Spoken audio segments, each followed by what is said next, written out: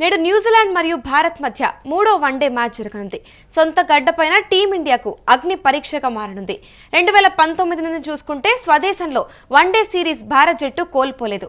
మొదటిసారి one day series సొంతం చేసుకోవాలనే కసితో ఇటు న్యూజిలాండ్ పరుగులు వేస్తుంది.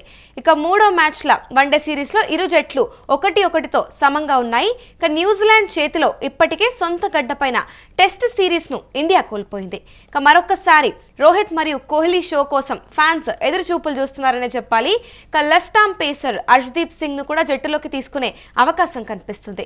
సూపర్ ఫామ్ లో ఇటు డారెల్ మిషెల్ మరియు డెవాన్ కాన్వే ఉన్నారు. మిషెల్ స్పిన్నర్లను సమర్థవంతంగా ఎదుర్కోవడం ఇండియాకు ఒక పెద్ద సవాల్గా ఉండనుందనే చెప్పాలి. ఇదే అంశంపైన పూర్తి డీటెయిల్స్ మా స్పోర్ట్స్ అనలిస్ట్ వెంకట్ అందిస్తారు. చెప్పండి వెంకట్, ఈరోజు చూసుకుంటే మరి ఇప్పుడు న్యూజిలాండ్ వర్సెస్ ఇండియా మూడో వన్డే సిరీస్ అయితే జరగనుంది. మరి ఇప్పుడు ప్రస్తుతం చూసుకుంటే 5 ఏళ్ల నుంచి కూడా ఒక్క వన్డే సిరీస్ ని కూడా ఇండియా ఓడిపోలేదనే చెప్పాలి స్వదేశంలో. మరి ఇప్పుడు ఈరోజు మ్యాచ్ కీలకంగా మ్యాచ్ అనే చెప్పాలి. దీని గురించి మీరేమంటారు? మూల్య అయితే మొదటి 2 మ్యాచ్లు కూడా కొంత ఉత్కంఠగానే సాగాయి. అయితే రెండో మ్యాచ్ విషయానికి వచ్చేసరికి కొంత అంటే రెండో మ్యాచ్ కి సంబంధించి న్యూజిలాండ్ అంటే పిచ్ గానీ లేదంటే సెంటిమెంట్ ప్రభావం గానీ ఏదన్నా గానీ న్యూజిలాండ్ కొంత గట్టి పోటీనే ఇచ్చిందని చెప్పాలి. దీంతో న్యూజిలాండ్ మంచి విజయాన్ని అందుకుందని చెప్పుకోవచ్చు. అయితే మన బౌలింగ్ విభాగం మాత్రం ఇక్కడ కొంత ఆందోళన కలిగించేటువంటి అంశం. ఎందుకనంటే ప్రసిద్ధి కృష్ణ గానీ అతను హర్షిత్ రాణా గానీ వీళ్ళిద్దరు కూడా ఎటువంటి ప్రభావం చూపలేకపోతున్నారు. మహమ్మద్ సిరాజ్ కి ఎటువంటి సహకారం లేదు. సీనియర్ బౌలర్లు ఎవరైతే షమీ గానీ జస్ప్రీత్ బుమ్రా గానీ వీళ్ళిద్దరు జట్టులో లేకపోవడంతో ఇప్పుడు హర్షదీప్ సింగ్ ను తుది జట్టులోకి తీసుకోవాలి. ఎందుకంటే హర్షదీప్ సింగ్ కు వైట్ బాల్ క్రికెట్ లో మంచి రికార్డు ఉంది. అటు T20లకు సంబంధించి కానీ లేదంటే డొమెస్టిక్ క్రికెట్ లో లిస్టే కెరీర్ కి సంబంధించి కానీ మంచి రికార్డు ఉంది. అలాగే అతను ఆస్ట్రేలియాలో కూడా రాణించాడు. మన సౌత్ ఆఫ్రికాతో జరిగినటువంటి సిరీస్ లో కూడా అతను అద్భుతంగా రాణించడం జరిగింది. కాబట్టి అతనికి అవకాశం ఇవ్వాలి అనేది అయితే బలంగా వినపడుతున్నటువంటి కామెంట్. అసలు అతన్ని ఎందుకు పక్కన పెడుతున్నారనేది కూడా ఇప్పటివరకు ఎవరికి అర్థం కాని ప్రశ్నగా మిగిలిపోయింది. మరి ఇప్పుడు రోహిత్ కోహ్లీ పైన మరొకసారి పూర్తి బాధ్యత పడింది అనుకోవచ్చు అంటారా? ఖచ్చితంగా పడింది. ఎందుకంటే వీళ్ళిద్దరి అనుభవం అనేది టీమిండియాకు మనం ఎంత కీలకంగా మనం ఆల్రెడీ మనం గతంలో చూసాము. ఆస్ట్రేలియా పర్యటనలో కానీ లేదంటే సౌత్ ఆఫ్రికాతో సిరీస్ లో కానీ ఈ టెస్ట్ సిరీస్ లో కోల్పోయినప్పటికీ కూడా వాళ్ళు వన్డే సిరీస్ కి సంబంధించి కొంత సీరియస్ గా ఫోకస్ పెట్టడం, అటు గత ఏడాది జరిగినటువంటి ఛాంపియన్స్ ట్రోఫీలో కూడా వీళ్ళిద్దరు మెరుగ్గా రాణించడం ఇవన్నీ కూడా చాలా మంచి ఫలితాలను ఇచ్చాయి. ఇక ఇప్పుడు అంటే మొదటి వన్డేలో విరాట్ కోహ్లీ త్రుట్లో సెంచరీ చేజార్చుకున్నాడు 93 పరుగుల తేడాతో. రెండో వన్డేలో 27 పరుగుల వద్ద ఎంత అవుట్ అయినట్టున్నాడు. ఇక మూడో వన్డేకి సంబంధించి విరాట్ కోహ్లీ కనుక సెంచరీ చేయాలి అనేది అయితే ఫ్యాన్స్ కోరిక. ఎందుకంటే ఇప్పుడు మళ్ళీ ఇప్పుడు ఈ అంతర్జాతీయ మ్యాచ్ ఆడేస్తే వాళ్ళకి ఐపీఎల్ వరకు కూడా మ్యాచ్ లేదనే చెప్పుకోవాలి. ఎందుకంటే ఐపీఎల్ తర్వాత అది డొమెస్టిక్ క్రికెట్ మళ్ళీ వచ్చే ఈ ఏడాది జూన్ జూలైలో ఇంగ్లాండ్ పర్యటనకు వెళ్తారు. అప్పటి వరకు కూడా మరో మ్యాచ్ వాళ్ళిద్దరూ ఆడే అవకాశం లేదు. ఈ లోపు ఐపీఎల్ లో మాత్రం వాళ్ళిద్దరు కనబడతారు. కాబట్టి ఇప్పుడు ఆడాలి అనేది ఫ్యాన్స్ కోరిక. మరి అంటే ఇద్దరు అంటే ఆస్ట్రేలియా పర్యటనలో లాస్ట్ వన్డేలో ఏ విధంగా అయితే భారత జట్టును భారీ భాగస్వామ్యంతో గెలిపించారు, దాదాపు 200 పరుగులు పైగా భాగస్వామ్యం నెలకొల్పి గెలిపించారు. అలా ఇప్పుడు కూడా చేయాలి అనేది ఫ్యాన్స్ కోరిక. అంటే మరి ఇప్పుడు డారెల్ మిషెల్ స్పిన్నర్ల ఆధిపత్యాన్ని కూడా ఎదుర్కోవడానికి ఇటు భారత్ ఎటువంటి వ్యూహం పన్నుతుందంటారు? న్యూజిలాండ్ ఖచ్చితంగా ఒక పక్కా ప్రణాళికతోనే అడుగు పెట్టిందనేది స్పష్టంగా అర్థమైంది. గత ఏడాది మనం 2024లో టెస్ట్ సిరీస్ వాళ్ళు వైట్ వాష్ చేసినప్పుడు కూడా వాళ్ళ పక్కా ప్లానింగ్ తోనే టామ్ లాథమ్ నాయకత్వంలో వాళ్ళు చాలా జాగ్రత్తగా ఆడారు అప్పట్లో.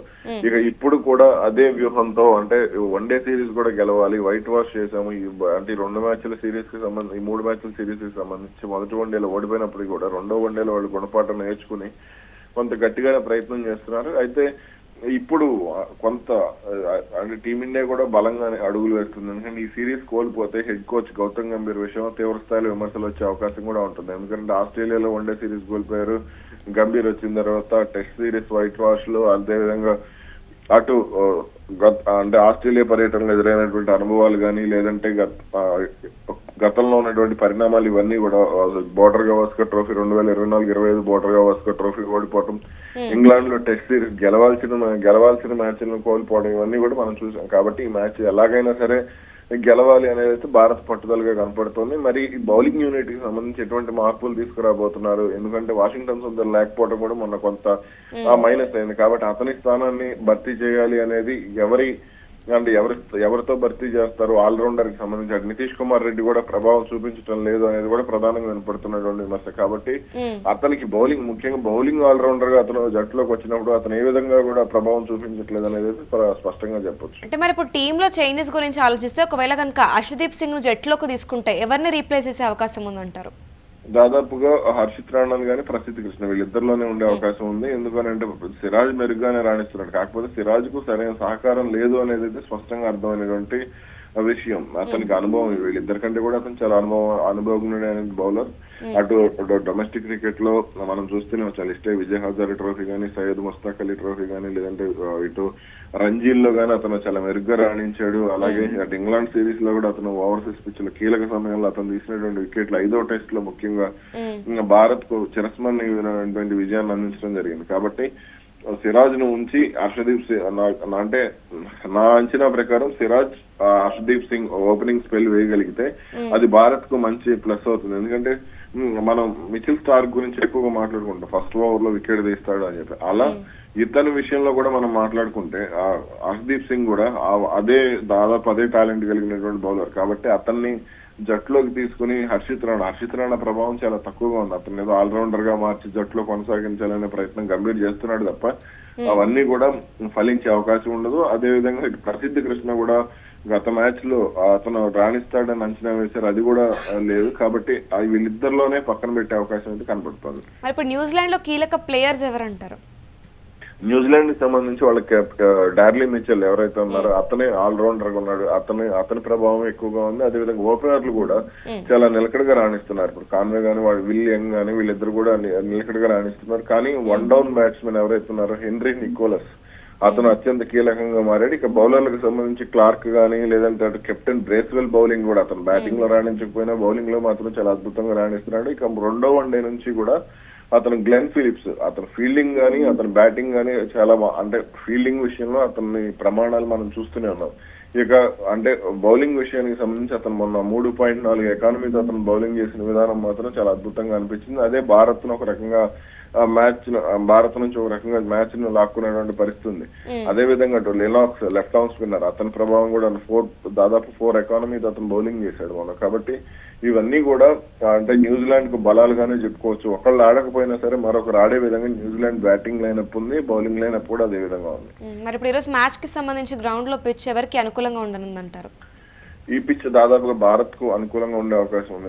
2వ వన్డే కొంత అది సెంటిమెంట్ ప్రకారం కలిసి రాలేదు. ఇప్పుడు మన కటక్ ఎలాగైతే ఒడిశాలోని కటక్ ఎలాగా ఉందో గతంలో రాజ్కోట్ కూడా అదే ట్రాక్ రికార్డ్. 2020 తర్వాత 5 వన్డేలు ఆడితే 4 ఓడిపోయారు. కాబట్టి అలా ఇప్పుడు ఈ పిచ్ కి సంబంధించి కొంత ఓకే పర్వాలేదు, ఇది భారత్ కు అనుకూలంగానే ఉండే అవకాశం ఉంది. ఇక బ్యాటింగ్ కు అనుకూలంగా ఉండే పిచ్ గానే చెప్పుకోవచ్చు. రైట్. మరి ఇప్పుడు చూసుకుంటే జడేజా కూడా ఫామ్ లో లేనట్టు తెలుస్తుంది. అందుకు చూసుకుంటే సోషల్ మీడియాలో ఇటు జడేజా రిటైర్మెంట్ తీసుకునే అవకాశాలు ఉన్నాయంటూ వినిపిస్తుంది. ఏంటిదంటే రూమర్ అంటారా, ఇది ఎంతవరకు వాస్తవం అంటారు? రవీంద్ర జడేజా రిటైర్మెంట్ తీసుకోవడం అనేది చాలా అత్యుత్తమైనటువంటి నిర్ణయం. ఎందుకనంటే అతని ప్రభావం అనేది అతను కోల్పోయాడు. బౌలింగ్ అసలు వాస్తవానికి అతను జట్లకు బ్యాట్స్మెన్ గా వచ్చాడు, కానీ బౌలర్ గా సెటిల్ అయ్యాడు. మళ్ళీ ఇప్పుడు కెరీర్ ఆరంభంలో ఏదైతే తన మీద ఉన్న బ్యాట్స్మెన్ అనేది ఇప్పుడు అతను బ్యాట్స్మెన్ గా నిరూపించుకోవాలని ప్రయత్నం చేస్తున్నాడు. ఆస్ట్రేలియాలో కొంత సక్సెస్ అయ్యాడు, ఇంగ్లాండ్ లో కొంత సక్సెస్ అయ్యాడు. కానీ 2023 నుంచి 2023 వరల్డ్ కప్ నుంచి అతను పెద్దగా రాణించినటువంటి పరిస్థితి ఎక్కడా లేదు. కాబట్టి అతని విషయంలో మాత్రం కొంత టీమే యాజమాన్యం కూడా అంటే ఆలోచించి నిర్ణయం తీసుకోవాల్సినటువంటి అవసరం ఉంది. అతన్ని 2027 ప్రపంచ కప్ వరకు కొనసాగించాలి అనే ప్రయత్నం అయితే కనపడుతోంది తప్ప అతను రాణించే అవకాశం అయితే కనపడటం లేదని అయితే స్పష్టంగా చెప్తాను నేను. బౌలింగ్ లో కూడా అతను దాదాపుగా ప్రతిసారి 5.5 ఎకానమీతోనే బౌలింగ్ చేస్తున్నాడు. ఇక బ్యాటింగ్ విషయానికి వస్తే కీలక సమయంలో అసలు ఈ రోజుల్లో అంటే వైట్ బాల్ క్రికెట్ లో 60 స్ట్రైక్ రేట్ తో బ్యాటింగ్ చేసేటువంటి చెత్త బ్యాట్స్మెన్ అయితే నాకు తెలియదు. ఆల్రౌండర్ గానీ ఎవరు కూడా లేరనే చెప్పాలి. అలా ఇప్పుడు ఏదైతే పాకిస్తాన్ లో బాబర్ ఆజం గానీ ఇట్లా మహమ్మద్ రిజ్వాన్ గానీ ఇలాంటి ఆటగాళ్ళు తప్ప ఇప్పుడు ఆ జాబితాలోకే ఇతను రవీంద్ర జడేజా కూడా వెళ్ళాడు. కానీ అతను బౌలింగ్ పసలేదు, బ్యాటింగ్ పసలేదు, ఫీల్డింగ్ ఏదైతే అతను అత్యుత్తమ ఫీల్డర్ అని చెప్తారో ఆ ఫీల్డింగ్ ప్రమాణాలు కూడా అతను పడిపోయాయని చెప్పుకోవచ్చు. కాబట్టి ఇప్పుడు దీనికి సంబంధించి రవీంద్ర జడేజాను కొంత పక్కన పెడితే మంచి ఫలితాలు ఉంటాయి. అంటే కొత్త చాలా మంది ఉన్నారు ఇప్పుడు జట్టులోకి రావడానికి. అసలు అతని కంటే కూడా ప్రభావం చూపించగలిగేటువంటి బౌలర్ అక్షర్ పటేల్. అక్షర్ పటేల్ ఎందుకు పక్కన పెట్టి రవీంద్ర జడేజాని తీసుకున్నారో అర్థం కాలేదు. ఇప్పుడు వాషింగ్టన్ సుందర్ స్థానంలో తీసుకోవాల్సిన అక్షర్ పటేల్ ని తీసుకోవాలి, అక్షర్ పటేల్ ని కూడా తీసుకోలేదు.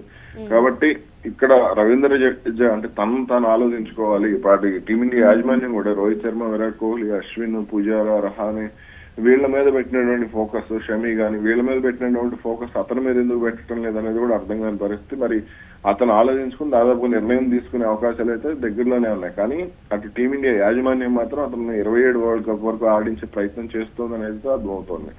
Thank you Venkat. ఇక చూసుకుంటే నేడు న్యూజిలాండ్ మరియు భారత్ మధ్య 3వ వన్డే మ్యాచ్ జరగనుంది.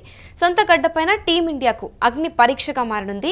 2019 నుంచి చూసుకుంటే స్వదేశంలో వన్డే సిరీస్ భారత్ జట్టు కోల్పోలేదు. ఇక మొదటిసారి వన్డే సిరీస్ సొంతం చేసుకోవాలనే కసితో న్యూజిలాండ్ అడుగులు వేస్తుంది. ఇక 3 వన్డేల మ్యాచ్లు చూసుకుంటే సిరీస్లో ఇరు జట్లు 1-1తో సమంగా ఉన్నాయి. న్యూజిలాండ్ చేతిలో ఇప్పటికే సొంత గడ్డపైన టెస్ట్ సిరీస్ను ఇండియా కోల్పోయింది. ఇక మరొక్కసారి ఇటు రోహిత్ కోహ్లీ షో కోసం ఫ్యాన్స్ ఎదురు చూపులు చూస్తున్నారనే చెప్పాలి. ఇటు చూసుకుంటే రోహిత్ కోహ్లీ పైన మరొకసారి పూర్తి బాధ్యత పడిందనే చెప్పాలి. ఇక ప్రస్తుతం అయితే left arm pacer Arshdeep Singh ను కూడా జట్టులోకి తీసుకునే అవకాశాలు భారీగా కనిపిస్తున్నాయి. ఇక సూపర్ ఫామ్ లో ప్రస్తుతం అయితే డారెల్ మిషెల్ మరియు డెవాన్ కాన్వే అయితే ఉన్నారు. ఇక మిషెల్ స్పిన్నర్లను సమర్థవంతంగా ఎదుర్కోవడం కోసం ఇండియాకు ఒక పెద్ద సవాల్గా మారనుందని చెప్పాలి. గత 5 ఏళ్లుగా చూసుకుంటే 2019 నుంచి కూడా ఒక్క వన్డే సిరీస్ ని కూడా స్వదేశంలో ఇండియా అయితే కోల్పోలేదు. ఇక ప్రస్తుతం ఈ రోజు జరగనున్న 3rd వన్డే సిరీస్ అయితే ఒక కీలక మ్యాచ్, ఒక కీలక టై బ్రేకర్ మ్యాచ్ గా అయితే మనం పరిగణించవచ్చు. ఈ రోజు జరగబోయే 3rd వన్డే సిరీస్ మాత్రం ప్రస్తుతం ఉత్కంఠగా మారిందని చెప్పాలి.